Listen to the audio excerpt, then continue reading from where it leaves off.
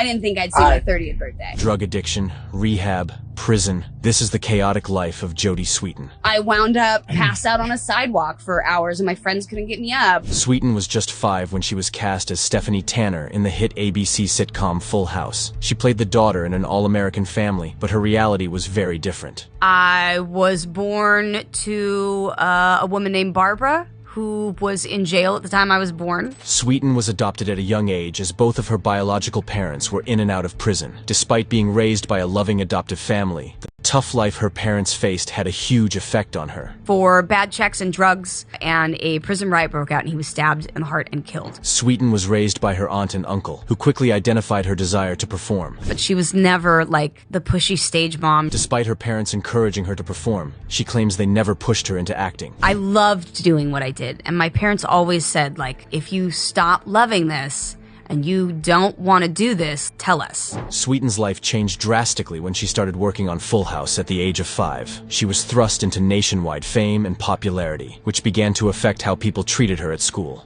I just wanted so desperately to not be famous at school. Sweetin claims that her time on Full House was brilliant, but she struggled with fame, and parts of her wanted a normal life. As she grew older, Sweetin claims that she struggled to accept that her biological parents didn't raise her. Come on, I think I always held on to that resentment. Like, was it me? Why wasn't I good enough? These feelings grew into damaging behavior during her adolescence, and at age 14, Sweetin began experimenting with drugs and alcohol, not long after Full House was canceled. If alcohol's 13, when did drugs come in? I mean, probably like 14, 15, smoking pot on the way to school. This experimentation quickly became serious, and by the time she was in college, Sweetin had developed a serious substance abuse habit. I had fun, and then there were moments that I wound up in the hospital, with acute alcohol poisoning or something, or I wound up, passed out on a sidewalk for hours and my friends couldn't get me up. After run-ins with law enforcement, injuries, and blackouts, Sweetin first tried to get sober at 18 years old. Friends and family began to get concerned as her behavior turned even more damaging. I handed in the keys. I was in such a blackout that I didn't remember who I handed my keys to.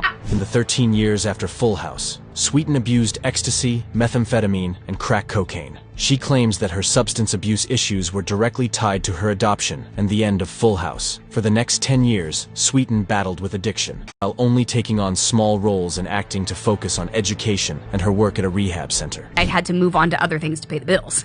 Sweetin had a daughter in 2008, which inspired her to get sober. Despite setbacks and a major relapse in 2013, she claims to be back on the right track today. I mean, I went from partying to being a mom. In 2016, she was also engaged to Justin Hodak, a recovering drug addict. The couple later separated and Hodak was charged for violating a restraining order against her. Despite Sweetin's turbulent life, she claims to have been sober for over a decade. She has expressed gratitude for being alive after numerous close calls, has even published a book about her struggles. She continues to act occasionally today and has talked about both the pros and cons of child stardom on numerous podcasts.